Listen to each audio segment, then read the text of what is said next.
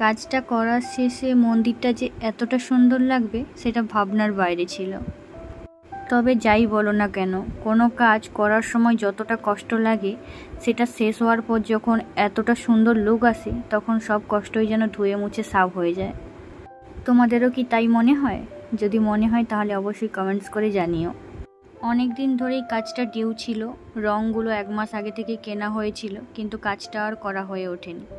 অনেক কষ্টে সময় বের করে মন্দিরটাতে রং করতে বসলাম। পুরো মন্দিরটাকে প্রথমে মেরুন কালার দিয়ে ঢেকে দিচ্ছি, এরপরে সাদা কালার দিয়ে কলকা করব। আমার একটা মামার বাড়ির মন্দিরের ওপরে আজকের কাজটা করছি। এই যে রঙগুলো দেখছো, হোয়াইট কালার আর মেরুন কালার, এগুলো আমি অনলাইন থেকেই আনিয়েছি, কারণ এই বড় কৌটোগুলো আমাদের এখানে পাওয়া যায় না, কোনো দোকানেই পাওয়া যায় না, তার জন্য অনলাইন থেকেই অর্ডার করেছিলাম। পুরো মন্দিরটার আগের লুকটা দেখো আর কালার করার পরের লুকটা দেখো কতটা সুন্দর লাগছে। এখন আমি এখানে চক দিয়ে সার্কেল এঁকে নিয়েছি, এরপর এর মধ্যে আমি কলকা ডিজাইন করব, তাই আমি এখানে সাদা কালারটা দিয়ে প্রথমে বর্ডারগুলো করে নিচ্ছি, এরপরের ভেতরে কলকা করব। পুরো ভিডিওটা না টেনে শেষ পর্যন্ত দেখার অনুরোধ রইল। যদি ইউটিউব থেকে দেখে থাকো তাহলে এই চ্যানেলটা সাবস্ক্রাইব করে নিও, আর যদি ফেসবুক থেকে দেখে থাকো তাহলে আমার প্রোফাইলটাকে ফলো করে নিও, আর যদি ভালো লাগে অবশ্যই লাইক কমেন্ট শেয়ার করতে ভুলো না। আর বেশি কথা বাড়াচ্ছি না, তোমরা ভিডিওটা শেষ পর্যন্ত দেখতে থাকো।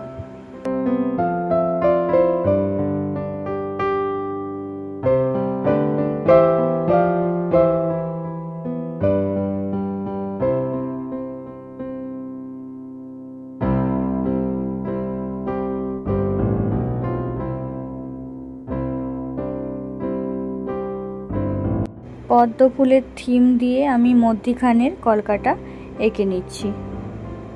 খুব ভালো কলকা আঁকতে আমি পারি না, তবে আমি চেষ্টা করি ভালো আঁকার। যদি কিছু ভুল হয়ে থাকে আমার তো ধরিয়ে দিতে পারো তোমরা, তবে চেষ্টা করি আমি সব সময় আমার বেস্টটা দেওয়ার।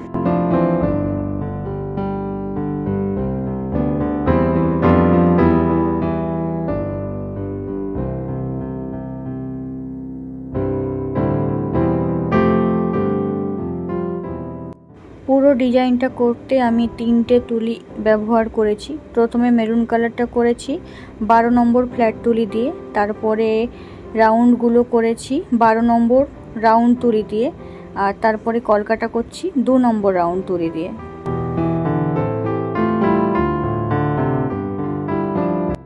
দ্বিতীয় ঘরটার মধ্যে আমি নর্মাল লতা পাতা দিয়েই কলকাটা এঁকে নিচ্ছি।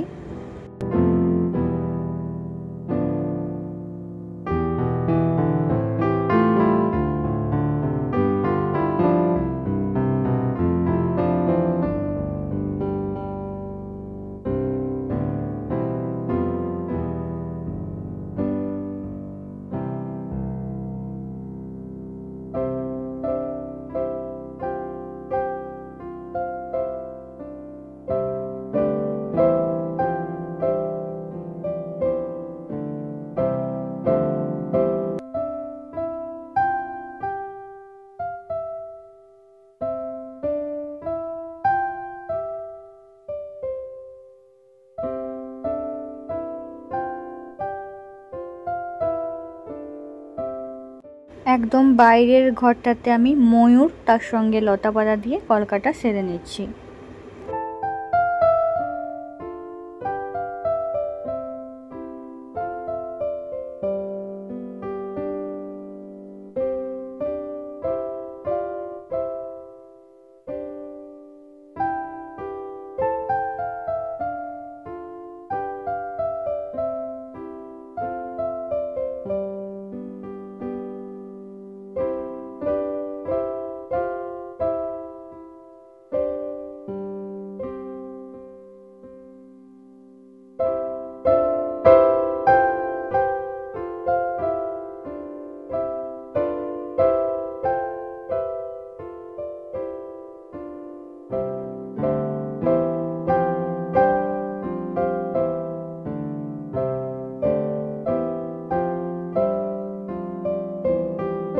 একদম বাইরের দিকটাতে গোল গোল ফোঁটা দিয়ে নিলাম।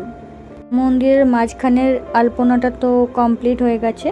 এখন ধারে একটু বর্ডার করে নিচ্ছি আর এখানে একদম নর্মাল একটা আলপনা এঁকে নিচ্ছি, যেটা করা খুবই সোজা।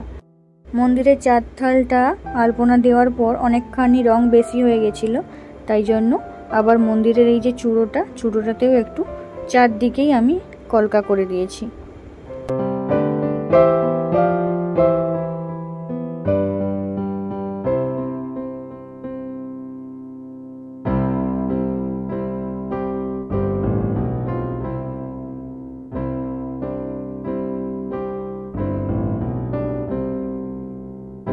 এখন দেখে নাও ফাইনাল লুক। পুরো ডিজাইনটা করতে আমার পাক্কা 3 ঘন্টা সময় লেগেছে। তোমরা জানিও যে আলপনার ডিজাইনটা কেমন হয়েছে মন্দিরটাতে এবং মন্দিরের চারথালটাতে।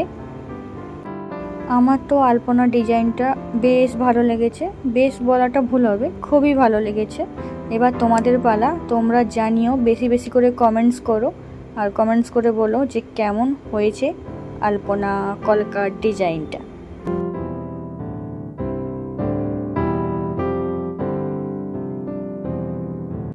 আরও একবার আগের লুকটা দেখে নাও, আর এটা পরের লুক, আগের লুক আর পরের লুক।